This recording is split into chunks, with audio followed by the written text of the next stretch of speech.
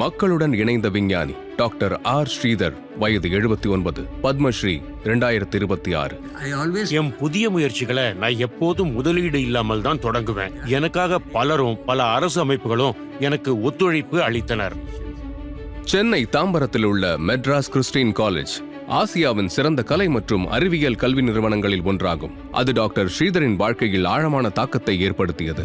அவரை வளர்த்த அவரது தாத்தா அங்கு தமிழ்துறை தலைவராக இருந்தார். பார்வை குறைபாடுள்ள அவரது மாமா அவரை எழுத வைத்து ஒரு இதழை உருவாக்கினார். அதுவே அவரை புகழ்பெற்ற சுதேசிமித்ரன் பத்திரிகையில் அறிவியல் தொடர்பான கட்டுரைகளை எழுத வழிவகுத்தது.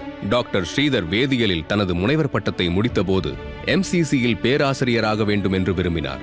ஆனால் அது நடக்கவில்லை. ஆல் இண்டியா ரேடியோவில் பணியாற்ற ஒரு வாய்ப்பு கிடைத்தது. அறிவியல் குறித்து செய்தித்தாள்களிலும் இதழ்களிலும் நான் ஏற்கனவே எழுதிய அனுபவம் எனக்கு உதவியாக இருந்தது. அதனால் நான் ஆல் இண்டியா ரேடியோவில் முதல் அறிவியல் செய்தியாளராக தேர்ந்தெடுக்கப்பட்டேன். சென்னை, கோயம்புத்தூர் மற்றும் டெல்லி என அடுத்த 23 ஆண்டுகள் டாக்டர் ஸ்ரீதர் அவர்கள் அகில இந்திய வானொலியில் பணியாற்றினார். அந்த காலம் முழுவதும் டாக்டர் ஸ்ரீதர் அறிவியல் விழாக்கள் மற்றும் கருத்தரங்குகளை ஏற்பாடு செய்து கொண்டிருந்தார். கல்விக்காக ஊடகத்தை பயன்படுத்தினார். வானொலி உரையாடக்கூடியதாகவும் மக்களின் பங்கேற்புடன் அமைய வேண்டும் என்ற அவரது நம்பிக்கையை பின்பற்றினார். இது ஊடகத்திற்கான ஒரு புதிய திசையை காட்டியது. 1991ஆம் ஆண்டு அறிவியல் மற்றும் தொழில்நுட்பத் துறையுடன் இணைந்து குழந்தைகளுக்காக 18 மொழிகளில் விக்யான் விதி என்ற தொடர் நிகழ்ச்சிகளை அவர் தொடங்கினார். ராமாயணம், மகாபாரதம் போன்ற இதிகாசங்கள் பல ஆண்டுகள் தொலைக்காட்சியில் ஓட முடியும் என்றால் நீண்டகால வானொலி தொடர் ஏன் உருவாகக்கூடாது? அதன் மூலம் மனிதனின் கதை மானவ் கா விகாஸ் என்ற வானொலி நிகழ்ச்சி உருவாக்கப்பட்டது.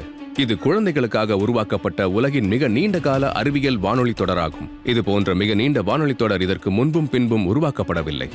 தூர்தர்ஷன் மற்றும் இந்திரா காந்தி தேசிய திறந்தநிலை பல்கலைக்கழகத்தில் பணியாற்றிய காலத்தில் கியான் தர்ஷன் சேனல்களை தொடங்கிய அவர் பின்னர் சென்னை அண்ணா பல்கலைக்கழகத்தில் இணைந்தார். அங்கு 2004ஆம் ஆண்டின் நாட்டின் முதல் சமூக வானொலி நிலையத்தை தொடங்கினார். சமூக வானொலி என்பது குறைந்த செலவு மற்றும் குறைந்த சக்தியில் இயங்கும் ஒரு வானொலி நிலையம். இது 15 கிலோமீட்டர் சுற்றளவில் உள்ள மக்களுக்கு சேவை செய்கிறது. 10 அடிக்கு 10 அடி அளவிலான ஒரு ஸ்டுடியோவில் கூட இதை அமைக்கலாம். இது ரேடியோ ஜாக்கி மையப்படுத்தப்பட்டதல்ல. இது மக்களால் மக்களுக்காக மக்களிடமிருந்து உருவாகும் ஒரு ஊடகம். தற்போது சமூக வானொலி 550க்கும் மேற்பட்ட இடங்களுக்கு பரவியுள்ளது. அவற்றில் பல கிராமப்புறங்களில் உள்ளன. அவரை நாட்டின் சமூக வானொலியின் தந்தை என்று அழைப்பது முற்றிலும் பொருத்தமானது. டாக்டர் ஸ்ரீதர் டிஜிட்டல் ரேடியோ மோன்ட்ரியால் போன்ற தொழில்நுட்பங்கள் பல்வேறு துறைகளில் தீர்வுகளை வழங்குகின்றன என்றும் அவை பரவலாக பயன்படுத்தப்பட வேண்டும் என்றும் நம்புகிறார். டிஜிட்டல் தொழில்நுட்பத்தின் மூலம் வானொலிக்கும் இப்பொழுது காட்சி அம்சம் கிடைத்துள்ளது.